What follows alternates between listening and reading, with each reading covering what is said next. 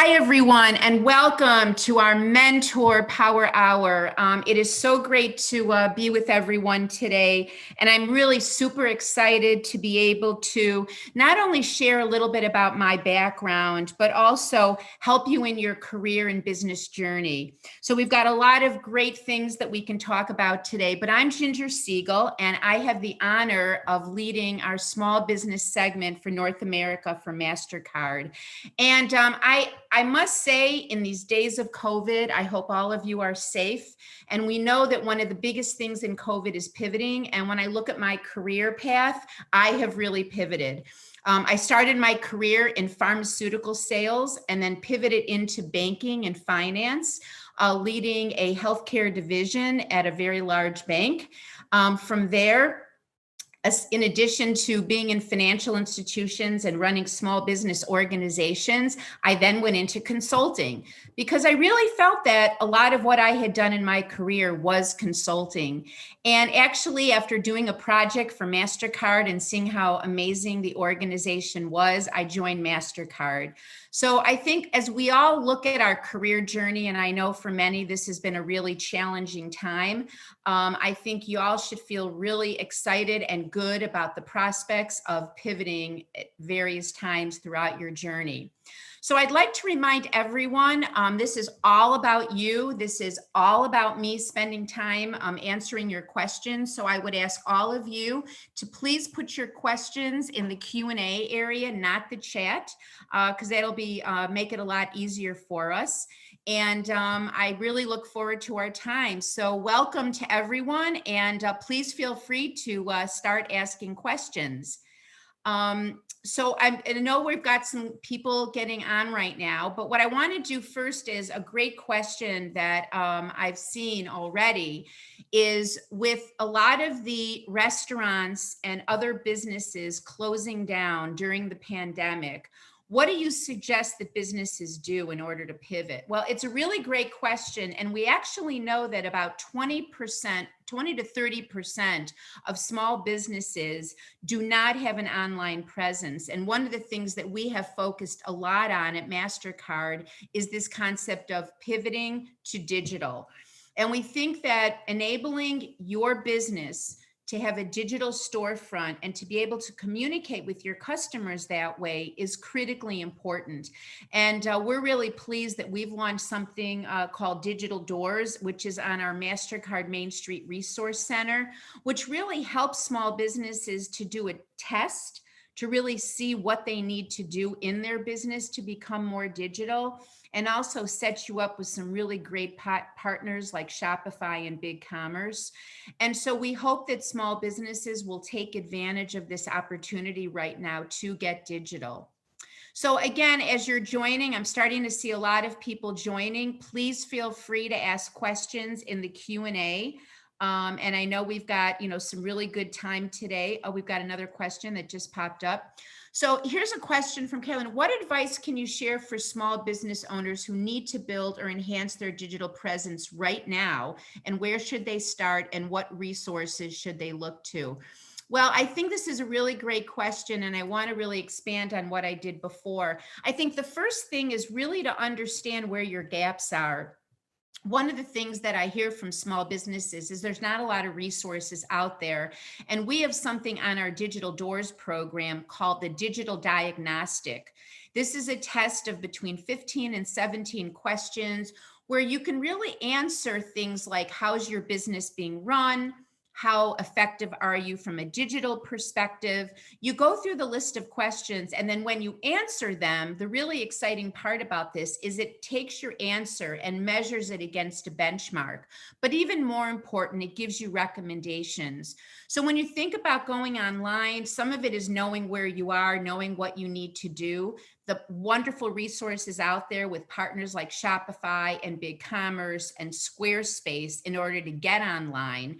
And then I also think it's important to really ensure that you've got the training that you need. And what I hear from a lot of small business owners is that many of them don't use social media because they really don't know how to measure the return on investment. So I encourage all of you to really access a lot of the great information and curriculum out there. And we actually have a digital curriculum on our Digital Doors program. So I think, again, there is not a really significant lift in most cases, but we think it's critical, especially when you need to pivot now. So again, if you'd all just ask your questions in our Q&A box, we certainly want to be able to respond to things that you are looking at. I've got another question that just popped up. For many small businesses, reopening will be very similar to opening for the first time. And what advice do you have to actually plan and pay for the reopening? I think that's a really good question. And one of the things that's most critical in reopening is to make sure that your customers feel safe. And I talk a lot to business owners about this, particularly if they have a retail establishment, might be a clothing shop, a bakery. And one of the key things is to make sure that you're looking at your local CDC guidelines so that you are following those things that you can actually tell customers that you are following, which really creates a much safer environment in those situations. So I think that's number one. And I think one of the other parts of the question is, how do we pay for it? I think this is a really tough time for small businesses in terms of access to capital. We know that a lot of businesses tried to, and some did, get PPP loans, but I also think this is a great time to use some of your other sources of debt. I know many people have credit cards. Many people have angel investors in their business. And I think now's the time to really look to those sources, as well as really family and friends, because this is obviously, when you're thinking of reopening, it's critical that you do it right. So thanks for that great question. Here's another really good question. I've been hearing more about contactless payments. Can you tell me what that is and how I can set up with my business?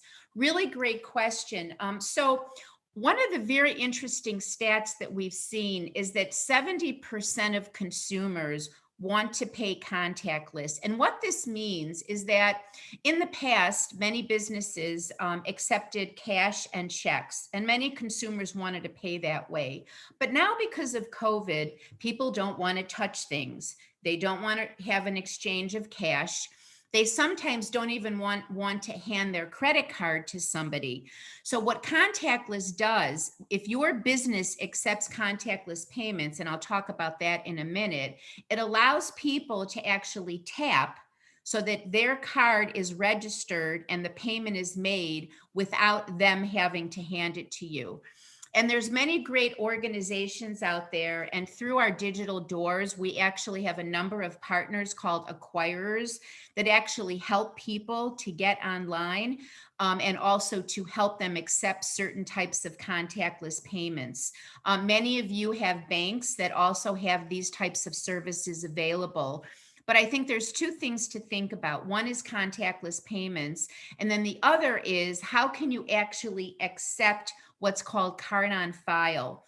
So what happens is, and I have a wonderful restaurant down the street from me, and every time I want to order from there over the phone, they ask for my credit card. And what I really believe in is to enable small businesses like all of you out there to be able to accept what's called card on file. What that is very simply, like many of you who perhaps buy on Amazon or other online e-commerce places where your credit card is actually stored. So I think small businesses being able to do that really help customers feel more comfortable with engaging. And this is going to really be here to stay, everyone. What we've seen is that globally, almost 50% of consumers say that they're actually using a credit card, keeping it top of wallet so that they can pay contactless. So it's a great question, and hopefully that really helps you to think about what you do to enable that. Oh, this is a great question. Hi, Ginger. Do you have advice on how I can find and support my local business owners? I love that question. What's really exciting is attached to our Digital Doors program. What a small business can do is if they accept Mastercard, which many businesses do, their information actually goes onto a consumer facing website called Shop Openings. And what's really exciting about that is whether you're in St. Louis or whether you're in a small town in New York, Atlanta, Georgia, a consumer can go on this website to see if their favorite small business is open and if it accepts contactless payments. And I think what's really important here is we believe this is really free advertising, because all you really have to do is accept MasterCard and your data goes into this area. So I hope that helps. I think it's really important for all of you that you let your consumers know you are open. And for many people, it's difficult, particularly if they're not going out a lot. And the fact that many people are spending so much more time on their computer, this is a really important thing. So thanks for that question. It's a great one. So we have a really good question here. What are some of the smartest financial moves you've seen small businesses make in the midst of the pandemic? It's a great question. And I actually had this conversation with Jacqueline in one of her podcasts. But one of the things that I saw small businesses do is, in addition to pivoting and making sure that they could continue to reach their customer base and grow it by going digital, it's also doing a deep dive and really looking at your expenses. I think all of us, whether it's personally or as business owners, know that there are many expenses that people have been paying for that may not be necessary. So I think what small businesses have done, those that have pivoted well, is really doing a double click on every expense you have and really questioning, is that necessary now? Is it something that I can move into a later point? If I was trying to launch a new program, do I really need to do that now? Or do I really need to optimize the program I have today? So I think that, again, the two pieces are making sure that I can continue to maintain my business and grow my business by going digital, but also doing a deep dive in my finances. We just had another really great question in. How do you promote your small business? Well, I love this question. And what's really exciting, if those of you that are on, make sure you listen to the panel that I did on e-commerce. And we had some amazing women on who had actually really pivoted, their strategy to e-commerce. And that really gives a lot of information. But one of the big ways that a lot of these people have used is email. Now, I do think this is a catch-22, right? Because a lot of business owners, and perhaps some of you out there, really hadn't taken advantage of maintaining the right email base. And I think email is a wonderful way to keep in touch with your customers. The other thing is social media. We have seen a resurgence of small businesses using Facebook, using Instagram, almost letting your customers and potential customers see your journey, what you've been doing. Let them know that you're online now. Let them know that you've got a new program that you've put in place, if you have. So I think social media, particularly, as well as email, not only talking to the current customers that you have, but also talking to future customers. I also think if you are using email, ask your current customers for referrals. Ask them to help you by actually spreading the word on what you're putting on Instagram and Facebook. And I also believe LinkedIn. I'm a huge user of LinkedIn myself. And I don't think small business owners use it enough. And there's a lot of fantastic groups out there in particular industries that your business might be in. So I think those are really good ways to do it. And I also don't think you have to be really fancy. I think you just have to get the word out that you're still there and you're pushing and you're focused. We have another really good question here that I want to get into. And it's really about how do I build a network of other small businesses and advisors to learn from? So I want to talk a little bit about that. One of the things that our research shows is that small businesses, more than anyone else, look to other small businesses. One of the number one ways that you can do this to network is being a part of events like this that Create and Cultivate does every day. One of the reasons that Mastercard partners with Create and Cultivate is, I mean, there's a lot of great reasons, but culturally, we believe so strongly in the mission of helping small businesses. And we do that by helping to create these safe venues for small businesses to meet and greet and listen. And so this summit is a phenomenal way for you to not only network and listen to what's going on, but hear from business women and business people that you wouldn't normally have a chance to. I think networking is so critical. We talked about social media. We talked about LinkedIn. If you are in the fabric industry, or if you're in the baking industry, if you're in the printing industry, whatever industry you're in, there's many groups on LinkedIn that can help you. And again, I think, being a part of our Small Business Summit today is a fantastic way to start. So we got another really good question. What is your number one piece of advice on how to protect your business? So, Caitlin, I love this question, and it is near and dear to my heart. A lot of small businesses, because they're going digital, they may not realize that there are more and more small businesses that are targets. And as you go online and you're more digital, you also are more vulnerable to cyber attacks.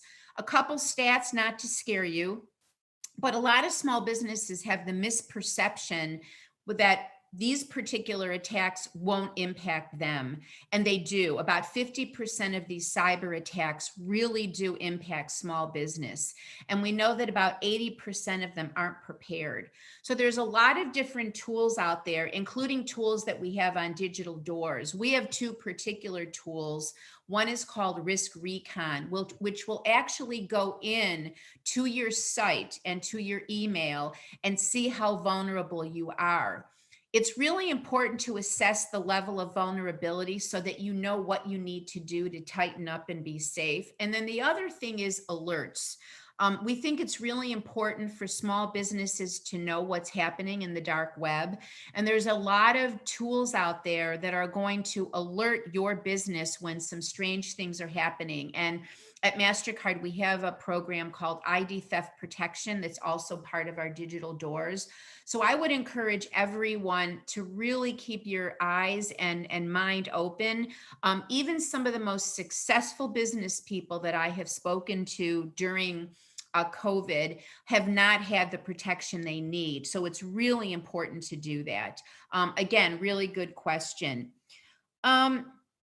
Actually, here's another question related to cyber. If I'm a small business owner and I have limited financial resources, how can I make cybersecurity a priority right now?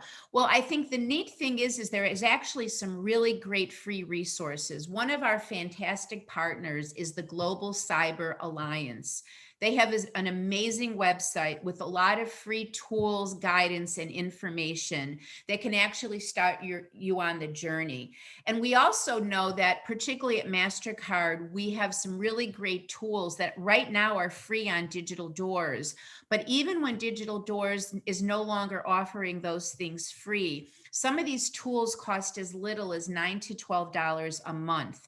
And when you think about cyber attacks could cost a small business up to $200,000, that's a small price to pay. And we see not just small businesses, but even big companies, they might use as much as 5% of their budget on cyber. But there are a lot of great free resources. On our Digital Doors, we have, as I said, a digital curriculum. We have a great cyber webinar that we recorded with some experts in cyber protection. So I would encourage all of you to take a look at that. But I think the good news is that as this is becoming a bigger topic, organizations like Mastercard, like Global Cyber Alliance, even in some of the past summits and workshops that Create and Cultivate have had, we've done a lot of discussions around cyber. So hopefully that helps. So we have another question here that I want to, talk about, which is, how can I be sure I'm in good digital standing? I get a lot of questions from small businesses about, how they look compared to other businesses. And, what a lot of businesses tell me is, look, I have never had an online presence, so I don't even know where to begin. I think one of the things you can do to start with is take a look at other websites of other businesses. Even some of the businesses that we've had on Create and Cultivate during the Small Business Summit, Google those businesses and take a look at those sites. Some of them are just amazing and creative. And with partners that we have, like Shopify, BigCommerce, there's other organizations out there that will help you set up your website. So I think number one, see what's out there in your particular industry.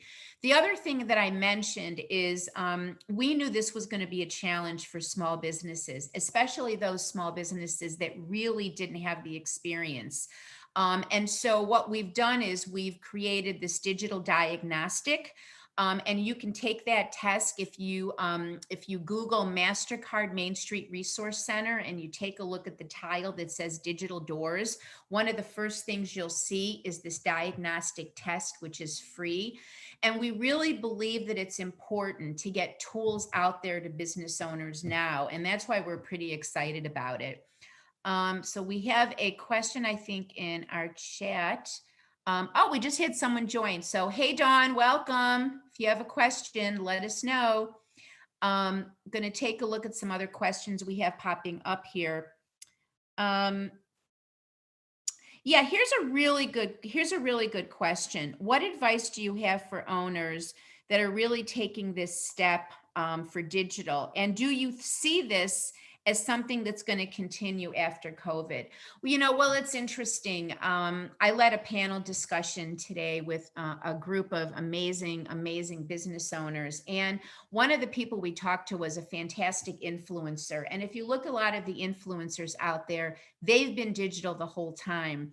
And a lot of businesses that are now starting to morph into digital. So it may have been even a restaurant where you couldn't find their menu online, or a clothing store that now is on e-commerce. I will tell you, my view, our view is that this is here to stay.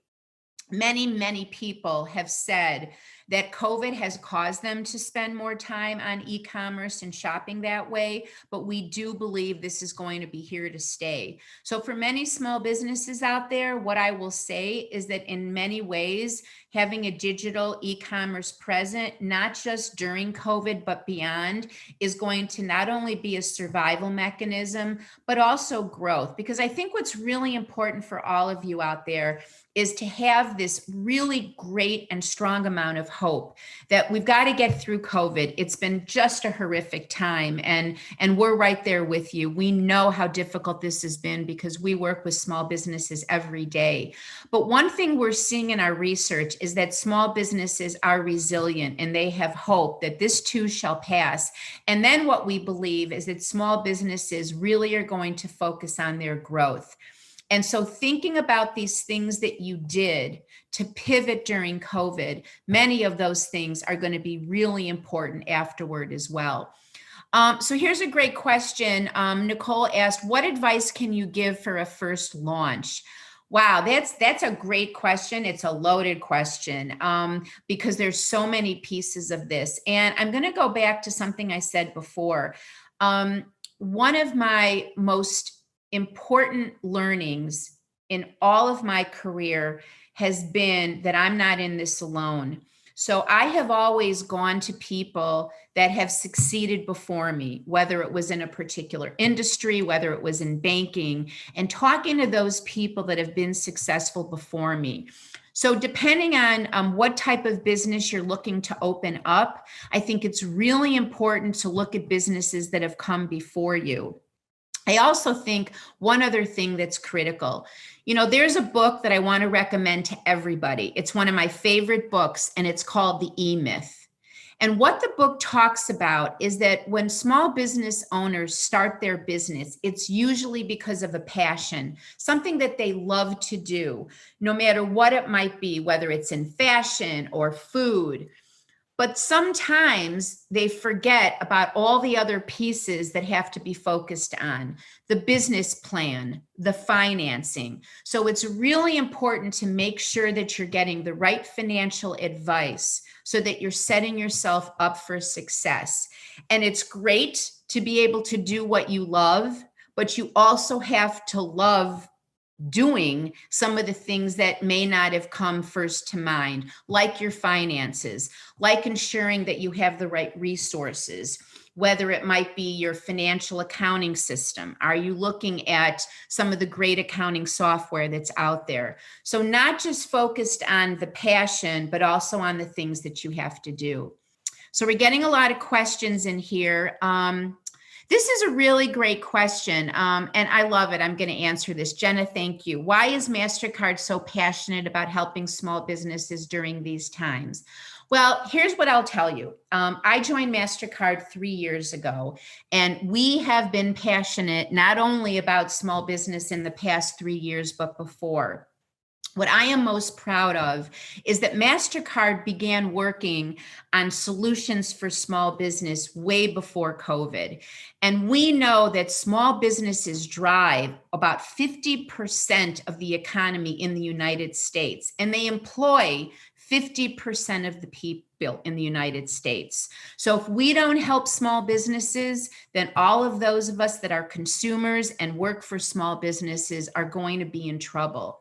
So Mastercard, along with partners like Create and Cultivate, know that it's critical that we put the wind at the back of our partners that serve small businesses, but also small businesses themselves. And we have worked tirelessly to make sure that we have programs, solutions, and tools to do that. Because we know without all of you, we are all nothing. And that is why it's so critical that we keep you running and focused and positive.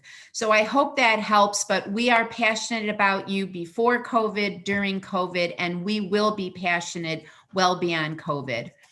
So here's another great question. What action do you think is most important to small business owners as we take a look toward 2021?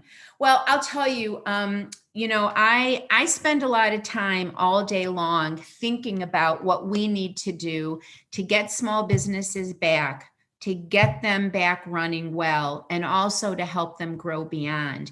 And I think one of the first ways when you think about 2021 is to not just get mired into what's difficult today, because we know all of you have your hands full with what COVID has thrown at all of us, not just on the business side, but on the personal side as well. Many of you that are managing remote learning with your families, your children, it's really been difficult.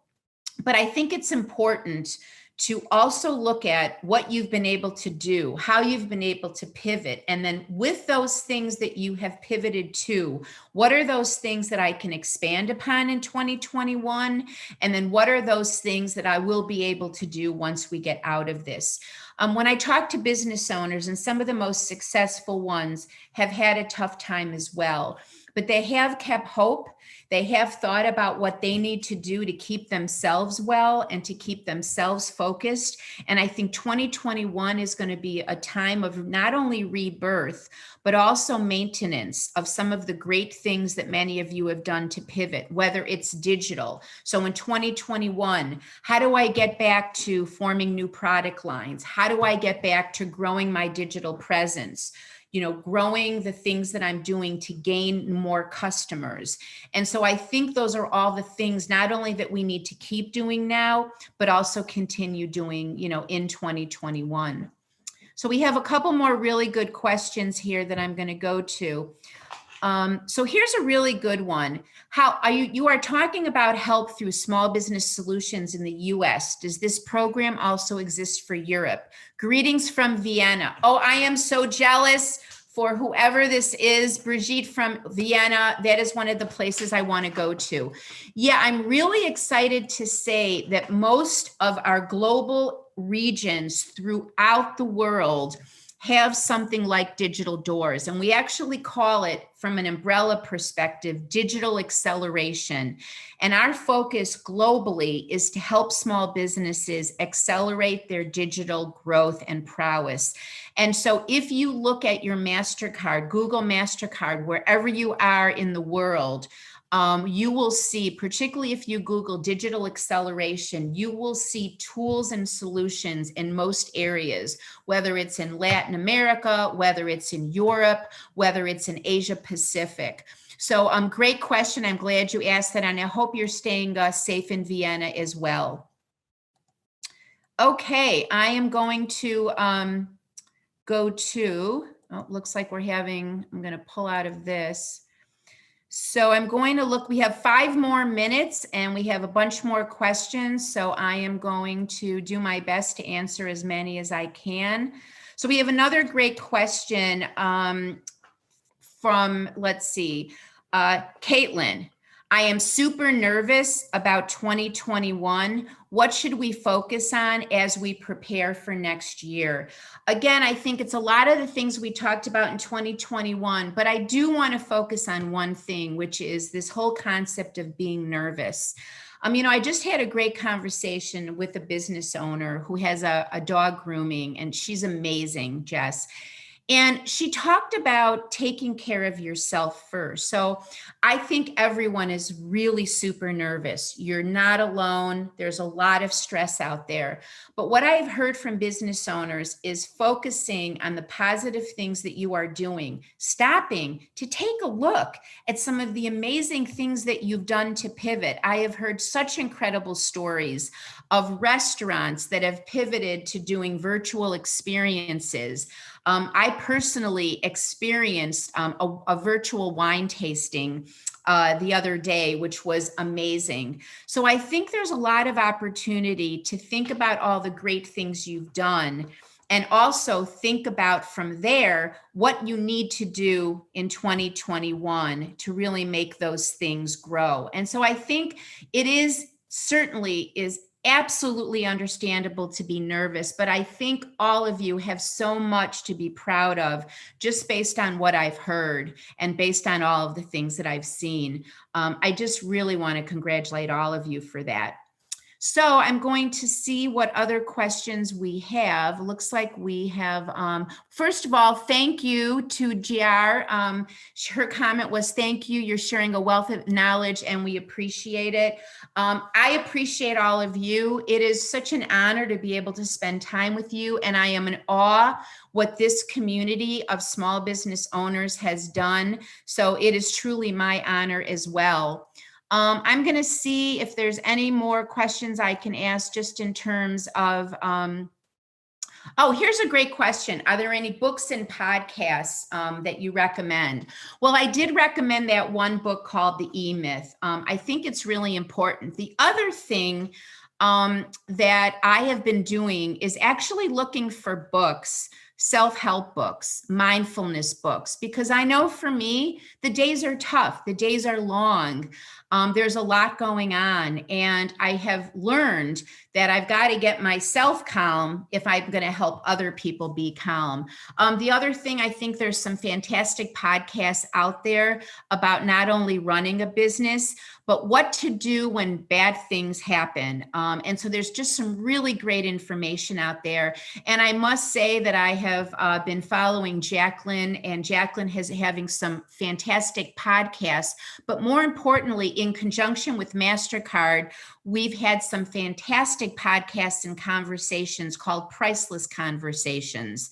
And I think if you take a look at Create and Cultivate in the community, these priceless conversations have been fantastic, a lot of different topics, learning from so many different business owners. And I will tell you, just working with Create and Cultivate and having the honor to meet so many of these fantastic female entrepreneurs, I think that's really, really been helpful.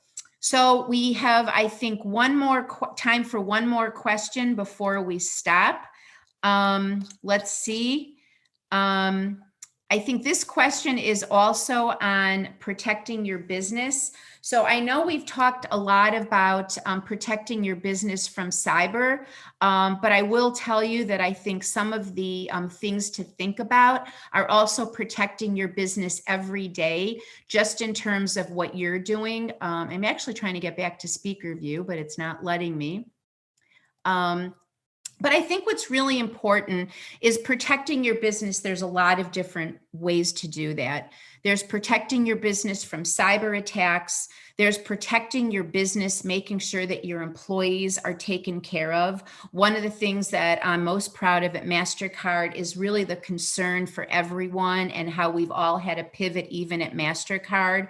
So protecting your employees, protecting your business, but more importantly, really protecting yourself. So I think that's all the time we have for today. I first of all want to thank you for all the amazing questions that you have put over to my side. It's truly been an honor to spend time with you. I want to thank Create and Cultivate for this amazing summit and everything that they've been doing to help small businesses every day. But more importantly, I want to wish all of you well, have hope, have belief. What you're doing has meaning, and all of us that are recipients of all the great work you do, thank you. And with that, we're going to end this session, and I hope you have a rest of a great day with the Small Business Summit, and stay safe. Thank you so much, everyone.